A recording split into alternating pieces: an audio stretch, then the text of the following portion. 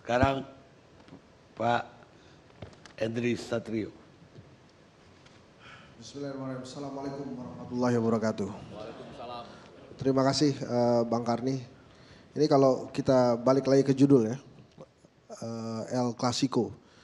Ini memang pertarungan capres khususnya, saya tidak pernah menyangka seseru ini. Jadi begitu dekat dan kemudian rame sampai hari ini. Awalnya karena ada threshold 20% gitu ya, saya pikir Pak Jokowi sudah men-set sedemikian lupa, ketemunya nih Pak Prabowo lagi dan dia bisa menang mudah. Tadi awalnya saya menyangka begitu. Ternyata tidak gitu. Per hari ini enggak gitu. Makanya pada saat judulnya adalah El Clasico, ini kan berarti ada yang diunggulkan, ada yang underdog gitu kan.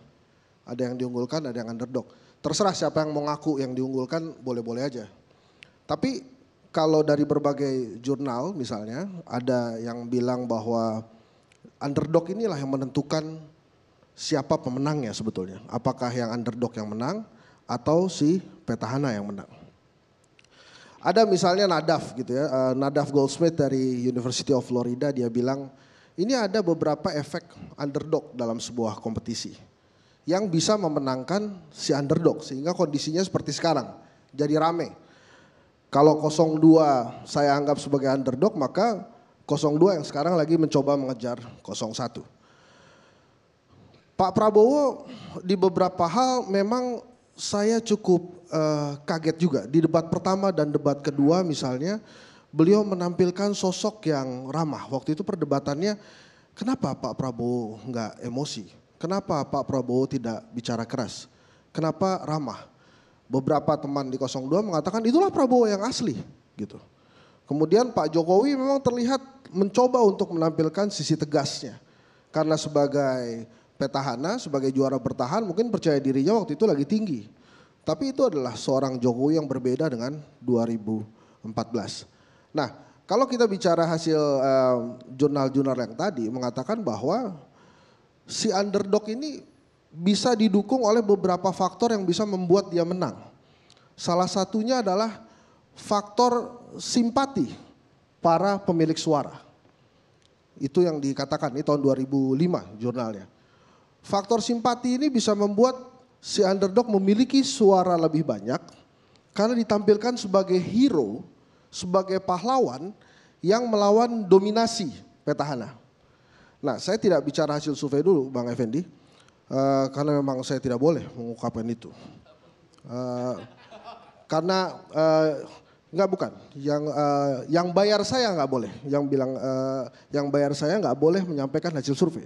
Jadi saya harus konsisten dengan itu dan peraturan KPU kan gitu. Kalau ada yang mensponsori harus menyampaikan. Nah, makanya saya enggak pernah juga.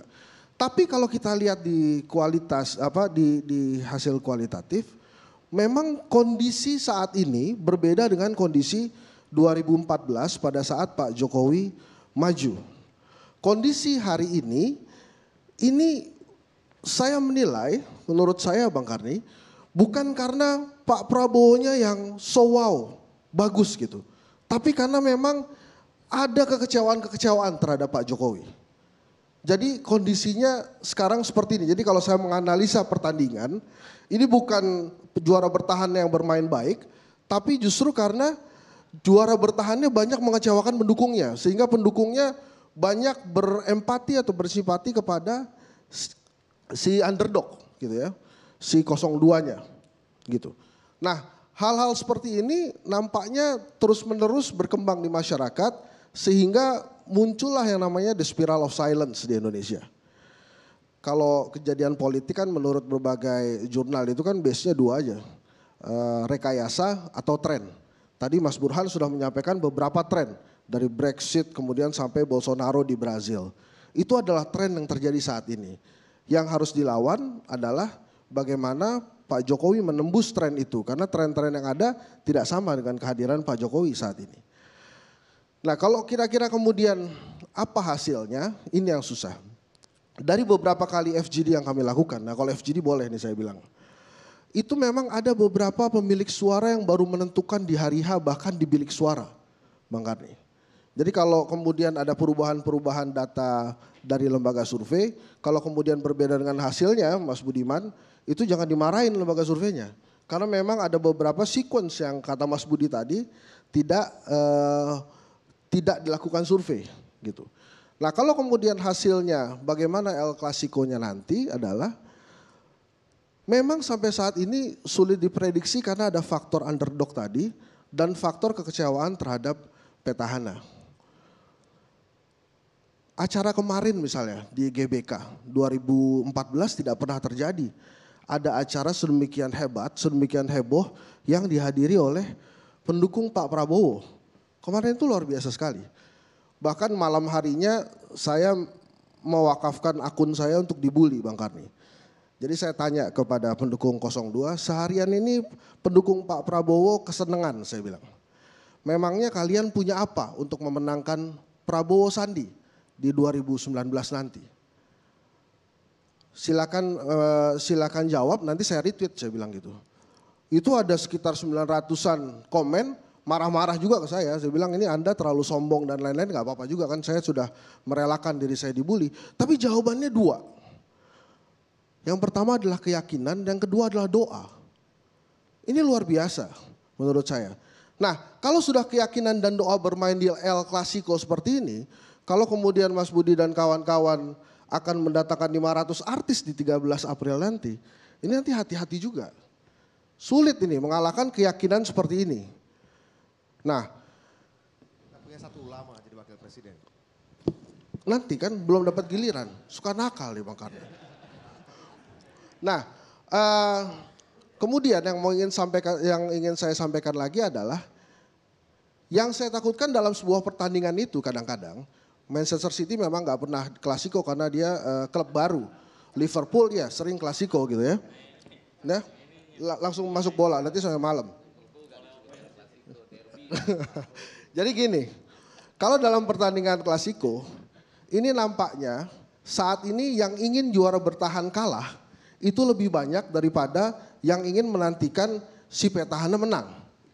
Karena faktor underdog tadi, faktor simpati tadi yang muncul, kemudian faktor munculnya rasa heroisme bagi petahana karena dianggapnya bagi penantang karena dianggapnya petahana terlalu dominan. Kira-kira itu dulu Bang Karni, bukannya dari saya.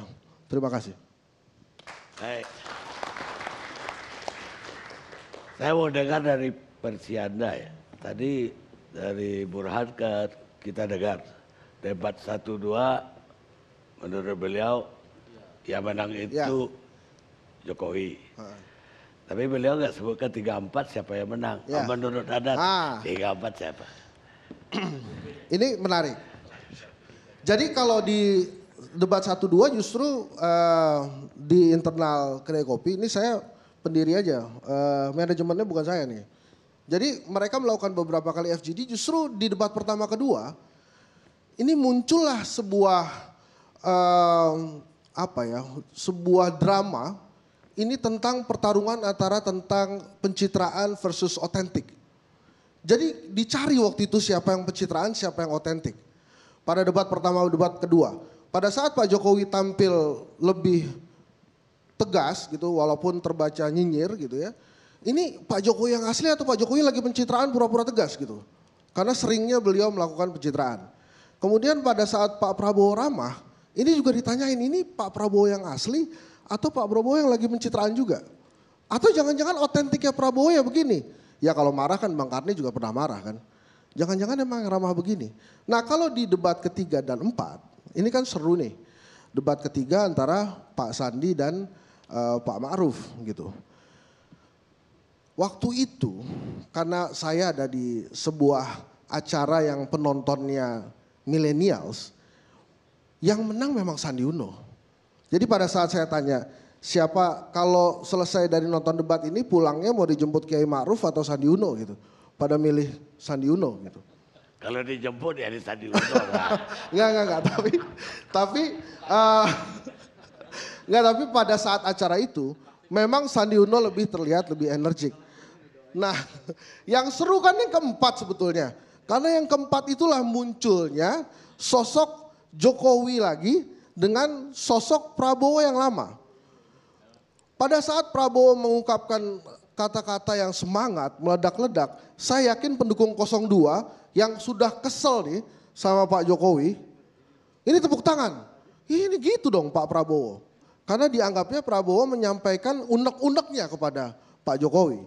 Sementara Pak Jokowi kembali lagi ke sederhana, tapi menurut saya, ini silahkan dibantah oleh 01, Pak Jokowi agak kaget pada saat debat keempat, begitu dimulai Pak Prabowo langsung ngegas. Mungkin dipikir Pak Jokowi, mungkin Pak Prabowo akan ramah seperti di 12.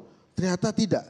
Jadi supaya seimbang, saya rasa debat ketiga dan 4 ini miliknya 02. Sehingga nanti di debat kelima kan rame. Gitu ya. Dua-dua.